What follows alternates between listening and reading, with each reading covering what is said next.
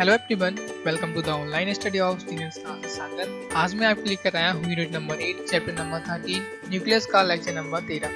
Friends, आज की class में हम आगे बढ़ने से पहले एक छोटा सा डिस्कशन कर लेते हैं कि आखिर हमने लेक्चर नंबर 12 में क्या पढ़ा था। फ्रेंड्स, हमने अपने लेक्चर नंबर 12 में पढ़ा था कि आखिर नाभिकीय संलयन या जिसे हम इंग्लिश में कहते हैं न्यूक्लियर फ्यूजन क्या कहलाता है, और उसके साथ साथ हमने नाभिकीय संलयन और नाभिकीय विखंडन में अंतर भी जाने थे, और उससे संबंधित हमने एक शॉर्ट ट्रिक भी जानी थी जो बोर्ड के मद्देनजर काफी महत्वपूर्ण है। तो फ्रेंड्स, यदि आपने हमारे लेक्चर नंबर 12 को नहीं देखा है तो इस क्लास के डिस्क्रिप्शन बॉक्स में आपको हमारी प्लेलिस्ट की लिंक मिल जाएगी, तो वहां से आप देख सकते हैं। तो चलिए फ्रेंड्स, आज की क्लास को आगे बढ़ाते हैं। फ्रेंड्स, आज हम समझने जा रहे हैं कि आखिर नाभिकीय रिएक्टर कहलाता क्या है। तो चलिए समझते हैं कि आखिर नाभिकीय रिएक्टर क्या कहलाता है। फ्रेंड्स, मैं आपके लिए बता दूं कि नाभिकीय रिएक्टर का जो आप चित्र देख पा रहे हैं, इसके दौरान हम इसकी संरचना और कार्यविधि दोनों को काफी अच्छी तरीके से समझने वाले हैं। तो फ्रेंड्स, इतना जो पार्ट है जो आपको मैं अभी दिखा रहा हूँ, ये केवल आपका नाभिकीय रिएक्टर है। फ्रेंड्स, देखिए यहाँ पे क्या होता है कि जो नाभिकीय रिएक्टर में आपकी जो नाभिकीय अभिक्रियाएं संपन्न होगी, तो निश्चित तौर पर हमने पढ़ा है कि जब नाभिकीय अभिक्रियाएं होती हैं, मतलब नाभिकीय संलयन होता है या फिर नाभिकीय विखंडन होता है, तो इस दौरान क्या होता है कि काफी ज्यादा मात्रा में ऊर्जा उत्सर्जित होती है। तो यहाँ पे हमने क्या किया कि जो ऊर्जा यहाँ से उत्सर्जित हो रही है वो ऊर्जा यहाँ पे भाप के रूप में उत्सर्जित होती है, और हमने क्या किया कि भैया भाप का कनेक्शन यहाँ पे एक टरबाइन से कर दिया। तो टरबाइन से क्या होगा कि आपकी जो भाप निकलेगी तो वो सीधे टरबाइन पर पड़ेगी और आपकी टरबाइन घूमने लगेगी। तो इस कारण से हम कुछ ऐसा एनर्जी का सदुपयोग करते हैं। देखिए फ्रेंड्स, अब हम समझ रहे हैं कि आखिर न्यूक्लियर रिएक्टर या फिर नाभिकीय रिएक्टर के मुख्य भाग कौन कौन से होते हैं। तो सबसे पहले न्यूक्लियर रिएक्टर में जो मुख्य भाग होता है वो होता है फ्यूल एलिमेंट, मतलब इसमें आपकी कुछ ईंधन की छड़ें डाले जाते हैं। यहाँ पे ईंधन के रूप में हमें छड़ों को ही डालना पड़ता है। तो देखिए, और जो हम दूसरी सबसे बड़ी चीज नाभिकीय रिएक्टर में लेते हैं वो होती है मॉडरेटर, या फिर हम कहीं सामान्य शब्दों में कि हम मंदक लेते हैं। तो मंदक के रूप में हम यहाँ पर क्या लेते हैं, मंदक के रूप में हम यहाँ पर भारी जल या फिर सामान्य जल को लेते हैं, जैसा कि इस वक्त आप स्क्रीन पर देख पा रहे हैं। और हम जो तीसरा मुख्य कारक लेते हैं नाभिकीय रिएक्टर में वो होता है कंट्रोल रोड्स। देखिए यहाँ पे आपकी अनियंत्रित श्रृंखला अभिक्रियाएं संपन्न होने वाली हैं, जो कि हम उन अनियंत्रित श्रृंखला अभिक्रियाओं को नियंत्रित श्रृंखला अभिक्रिया में बदल देते हैं। देखिए यहाँ पे हमें कंट्रोल रोड्स की आवश्यकता ही क्यों हुई। देखिए भैया, इनको हम हिंदी में कहते हैं नियंत्रक क्षणें। तो हमें यहाँ पर नियंत्रक क्षणों की आवश्यकता इस कारण से हुई क्योंकि नियंत्रक क्षणें ही होती हैं जो उस नाभिकीय रिएक्टर को टूटने से बचाते हैं, क्योंकि जब वहां पर नाभिकीय अभिक्रियाएं संपन्न होंगी तो काफी ज्यादा मात्रा में ऊर्जा भी उत्सर्जित होगी। और भैया, ऐसी ऊर्जा का क्या फायदा है, ऐसी ऊर्जा का क्या लाभ जिसका हम यूज ही नहीं कर सकें, वो ऊर्जा हम पे हावी हो जाए। तो इस कारण से हम यहाँ पर नियंत्रक क्षणों का यूज करते हैं। देखिए फ्रेंड्स, यहाँ पे जो फ्यूल एलिमेंट लिए जाते हैं, फ्यूल एलिमेंट के रूप में आपकी रेडियोएक्टिव पदार्थों से बने क्षण ली जाती हैं। इन क्षणों का जो व्यास होता है, जो डायमीटर होता है, वो 1 सेंटीमीटर का होता है, और ये फिजनेबल न्यूक्लियर होते हैं, मतलब ये क्षणें ऐसे पदार्थ की बनी हुई होती हैं जो रेडियोएक्टिव होते हैं। सामान्य तौर पर U-235 मतलब यूरेनियम 235 या फिर इसका समस्थान है यूरेनियम 238। सामान्य तौर पर इनकी ही क्षणों का उपयोग हम नाभिकीय रिएक्टर में फ्यूल एलिमेंट या फिर ईंधन क्षणों के रूप में करते हैं। देखिए फ्रेंड्स, ऐसी ईंधन क्षणों को हम काफी ज्यादा मात्रा में लेते हैं, काफी ज्यादा मात्रा में, क्योंकि हमें एनर्जी प्रोवाइड करानी है, हमें काफी ज्यादा मात्रा में एनर्जी की आवश्यकता होती है। क्योंकि जब कहीं पर भी न्यूक्लियर प्लांट लगता है तो वहां पर काफी ज्यादा मात्रा में ऊर्जा उत्पन्न की जाती है, काफी ज्यादा मात्रा में ऊर्जा का वहां पर उपयोग किया जाता है। तो इस कारण से मैं आपके लिए यहाँ पे बताना चाह रहा हूँ कि जो आपका वास्तविक नाभिकीय रिएक्टर होता है उसमें ऐसी रेडियोएक्टिव पदार्थ की कई सारी सैकड़ों या फिर हजारों क्षणें ली जाती हैं। चलिए फ्रेंड्स, तो अब समझ लेते हैं कि आखिर क्यों हम मॉडरेटर या फिर मंदक के रूप में भारी जल या फिर सामान्य जल का उपयोग करते हैं। देखिए फ्रेंड्स, जब हम मंदगामी न्यूट्रॉनों की बौछार इन ईंधन की क्षणों पर करेंगे, देखिए हमें ईंधन की क्षणों पर मंदगामी न्यूट्रॉनों की बौछार करनी होगी, तभी आपके वहां पर नाभिकीय अभिक्रियाएं संपन्न होंगी। सर, अब यहाँ पर क्वेश्चन उठता है कि आखिर नाभिकीय रिएक्टर में किस प्रकार की अभिक्रियाएं संपन्न होती हैं, भाई नाभिकीय संलयन वाली या फिर नाभिकीय विखंडन वाली। तो फ्रेंड्स, मैं आपके लिए बता दूं कि जो आपका नाभिकीय रिएक्टर होता है, तो नाभिकीय रिएक्टर की जो विशेषताएं होती हैं वो विशेषता होती है कि नाभिकीय रिएक्टर में जो नाभिकीय अभिक्रियाएं संपन्न होने वाली होती हैं वो विखंडन अभिक्रियाएं होती है। तो जो आपका नाभिकीय रिएक्टर है, नाभिकीय रिएक्टर आपका नाभिकीय विखंडन अभिक्रियाओं पर आधारित होता है। तो फ्रेंड्स, अब हम समझ लेते हैं कि आखिर क्यों मॉडरेटर के रूप में हम भारी जल का उपयोग करते हैं। देखिए फ्रेंड्स, जब मंदगामी न्यूट्रॉनों की बौछार इन ईंधन के क्षणों से की जाएगी, क्योंकि यहाँ पे रेडियोएक्टिव मटेरियलों का हमें विघटन करना है और उस विघटन के दौरान जो एनर्जी हमें मिलने वाली है उस एनर्जी का हम उपयोग करने वाले हैं, तो क्या होगा, तो देखिए फ्रेंड, जैसे ही आपका मंदगामी जो तापीय न्यूट्रॉन होगा, जैसे ही आपका यूरेनियम 235 की नाभिक पे टकराएगा, तो ठीक वैसे ही उनको वो बेरियम और क्रिप्टॉन में तोड़ देगा और साथ में 3 नए न्यूट्रॉन भी उत्सर्जित होंगे। देखिए फ्रेंड्स, हमने नाभिकीय विखंडन में इस रिएक्शन को काफी अच्छे तरीके से समझा था, और जो आपकी जो 3 नए न्यूट्रॉन यहाँ पर आए हैं वो अगले यूरेनियम 235 के नाभिक को तोड़ेंगे, और इस प्रकार से आपकी जो अभिक्रिया है वो आगे संपन्न होती जाएगी। और इस प्रकार से जो आपकी एनर्जी रिलीज होने वाली है वो होगी 1 MeV, मतलब 1 मिलियन इलेक्ट्रॉन वोल्ट। केवल इतने ही नाभिक के टूटने से उत्पन्न होने वाले। तो आगे क्या होगा कि आपके जो 3 नए न्यूट्रॉन हैं वो अगले नाभिकों से टकराएंगे, और वहां पे फिर से 3 नए न्यूट्रॉन निकलेंगे, और इस प्रकार से जो आपकी अभिक्रिया है वो आगे बढ़ती जाएगी, और एक समय ऐसा आएगा कि आपको उस अभिक्रिया को कंट्रोल करना काफी मुश्किल हो जाएगा, क्योंकि भैया जो आपकी अभिक्रिया है निश्चित तौर पर काफी तेज गति से बढ़ रही है। देखिए भैया, जो ईंधन की छड़ें हैं, जो आपकी नियंत्रक छड़ें हैं, और एक प्रकार के और हमने जो छड़ें ली थी उनके चारों ओर आपका भारी जल भरा हुआ है। तो जैसे ही मंदगामी न्यूट्रॉन इन ईंधन की छड़ों से टकराते हैं तो उस वक्त क्या होता है, देखिए। तो देखिए फ्रेंड्स, जो आपका ऑर्डिनरी या फिर हैवी वाटर होता है वो क्या करता है कि जो आपके अत्यधिक ऊर्जा वाले न्यूट्रॉन है उनकी गति को थोड़ा सा मध्यम कर देता है। देखिए फ्रेंड्स, जैसे ही अधिक ऊर्जा वाला आपका न्यूट्रॉन उस भारी जल के मॉलिक्यूल से D2O से टकराएगा, तो क्या होगा कि धीरे धीरे उसकी हर एक कॉलिजन में, हर एक टक्कर में उसकी एनर्जी क्षीण होती जाएगी, उसकी एनर्जी कम होती जाएगी। तो फ्रेंड्स, मैं आशा करता हूँ कि आप समझ गए होंगे कि आखिर क्यों हमने यहाँ पर मॉडरेटर के रूप में भारी जल को लिया गया है। क्योंकि भैया भारी जल को हमने इस कारण से लिया है कि जब हम मंदगामी न्यूट्रॉनों की बौछार उन ईंधन की छड़ों पे करेंगे तो क्या होगा कि वहां से अनियंत्रित नाभिकीय अभिक्रिया घटित होना हो जाएगी, जो काफी तीव्र गति से संपन्न होती है। तो ऐसा होने से रोकने के लिए, या फिर हम कहें कि हम एक नियंत्रित प्रकार की अभिक्रिया को संपन्न करने के लिए क्या करते हैं, तो ऐसा करने के लिए हम क्या करते हैं, इस अनियंत्रित अभिक्रिया को रोकने के लिए हम क्या करते हैं कि उन सभी छड़ों के चारों ओर हम भारी जल भर देते हैं या फिर ऑर्डिनरी जल भर देते हैं। तो क्या होता है कि जो आपका न्यूट्रॉन होता है उन भारी जलों के मॉलिक्यूल से टकराकर उसकी एनर्जी कम होती जाती है, और एक प्रकार से हम उस अनियंत्रित नाभिकीय विखंडन अभिक्रिया को एक प्रकार से नियंत्रित कर लेते हैं। तो चलिए फ्रेंड्स, अब हम समझ लेते हैं कि आखिर क्यों कंट्रोल रोड्स को या फिर नियंत्रक क्षणों को हम नाभिकीय रिएक्टर में उपयोग करते हैं। देखिए फ्रेंड्स, क्या होता है कि जो आपके मंदगामी न्यूट्रॉन हैं वो दूसरे ईंधन की क्षणों के साथ टकराकर अनियंत्रित नाभिकीय विखंडन की अभिक्रिया को स्टार्ट कर देते हैं। तो ऐसा होने से रोकने के लिए हमें क्या करना होता है कि हम इन नाभिकीय जो आपके मंदगामी न्यूट्रॉन हैं इनकी यदि हम क्षणों से थोड़े से समय के लिए यदि हम उनकी दूरी को रोक दें, तो क्या होगा कि आपकी जो अभिक्रिया संपन्न हो रही है वो थोड़े से समय के लिए नियंत्रित हो जाएगी। तो ऐसा होने से रोकने के लिए हम क्या करते हैं कि जो ईंधन की छड़ें हैं उन छड़ों के बीच में हम कंट्रोल रॉड्स या फिर नियंत्रक छड़ों को लगा देते हैं। जैसे ही हम नियंत्रक छड़ों को इन ईंधन की छड़ों के चारों ओर लगा देंगे या फिर बीच में लगा देंगे, तो आपके क्या होंगे कि जो न्यूट्रॉन है इनको वो अवशोषित करने लगेगी, और एक प्रकार से आपका क्या होगा कि आपकी अभिक्रिया नियंत्रित हो जाएगी। आपकी जो अभिक्रिया बाद में अनियंत्रित हो रही थी वो नियंत्रित हो जाएगी, और आपका पूरा नाभिकीय या फिर न्यूक्लियर प्लांट बर्बाद होने से बच जाएगा। तो फ्रेंड्स, मैं आशा करता हूँ कि आप समझ गए होंगे कि आखिर क्यों हमने यहाँ पर नियंत्रक क्षणों का उपयोग किया है। देखिए फ्रेंड्स, सामान्य तौर पर जो आपकी यहाँ पर नियंत्रक क्षणों का उपयोग किया जाता है उन नियंत्रक क्षणों के रूप में हम बोरॉन या फिर कैडमियम की क्षणों का उपयोग करते हैं। यदि हम इन नियंत्रक क्षणों को बाहर निकालें तो क्या होगा कि आपकी अभिक्रिया पुनः वैसे ही संपन्न होने लगेगी जैसे कि पहले हो रही थी। तो इस प्रकार से हम उन बोरॉन या फिर कैडमियम को छड़ों को उन नाभिकीय ईंधनों की छड़ों के बीच में लगाकर या फिर निकालकर उस अभिक्रिया को नियंत्रित कर सकते हैं। तो फ्रेंड्स, इस कारण से इन्हें हम नियंत्रक छड़ें कहते हैं। देखिए फ्रेंड्स, हमने समझ लिया है कि आखिर नाभिकीय रिएक्टर के मुख्य भाग कौन कौन से होते हैं। नाभिकीय रिएक्टर के जो आपके मुख्य भाग होते हैं वो होते हैं नाभिकीय ईंधन।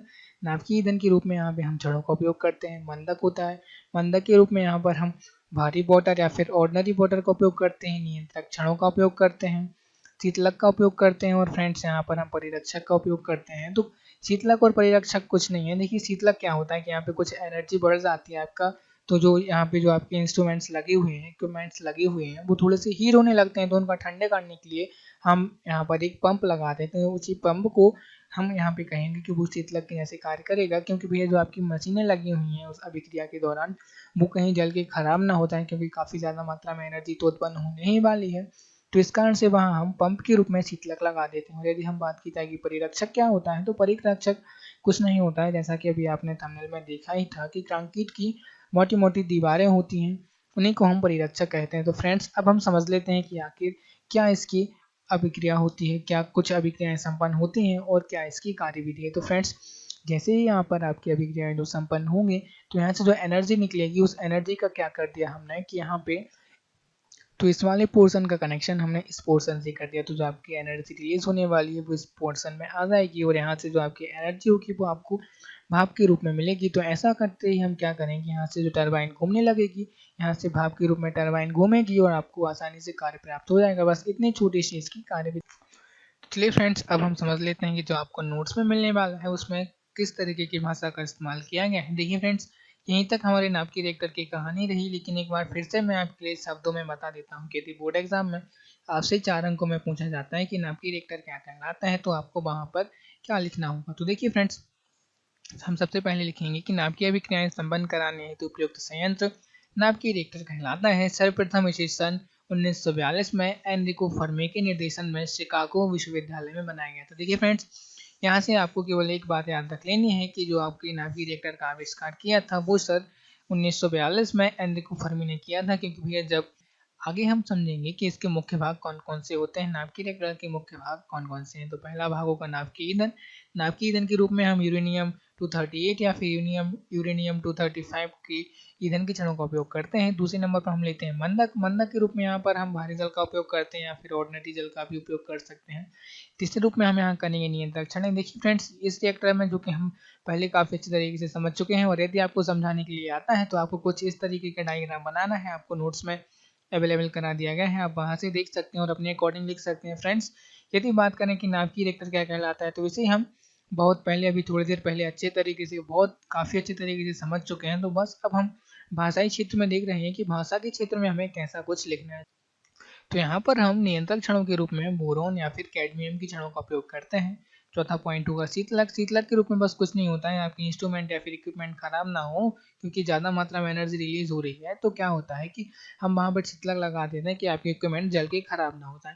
और पांचवें नंबर पर हम लेते हैं परिरक्षक। थंबनेल में आपने देखा ही था कि भैया यदि आप गूगल पे सर्च करें कि नाभिकीय रिएक्टर क्या कहलाते हैं तो आपको वहाँ पे मोटी मोटी कंक्रीट की दीवारों वाले कुछ डिब्बे से दिखाई देंगे। तो उन्हीं, जो आपकी मोटी मोटी कंक्रीट की दीवारें होती हैं, उन्हीं को हम परिरक्षक कहते हैं। चलिए फ्रेंड्स, अब हम नाभिकीय रिएक्टर की कार्यविधि समझ लेते हैं कि आपको भाषाई क्षेत्र में इसकी कार्यविधि को कैसे लिखना है। तो लिखा गया है कि रिएक्टर को चालू करने के लिए नियंत्रक क्षणें बाहर खींच ली जाती हैं।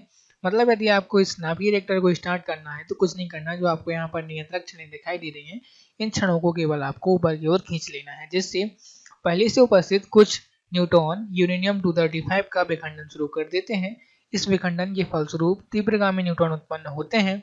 ये तीव्रगामी न्यूट्रॉन मंदक से टकराते हैं जिससे उनकी गति मंद पड़ जाती है। चूंकि यहाँ पर हमने मंदक के रूप में भारी जल का उपयोग किया था तो जिससे उनकी गति मंद पड़ जाती है। ये मंद न्यूट्रॉन अन्य यूरेनियम 235 को विखंडित करना प्रारंभ कर देते हैं, जिससे रिएक्टर में श्रृंखला अभिक्रिया प्रारंभ हो जाती है।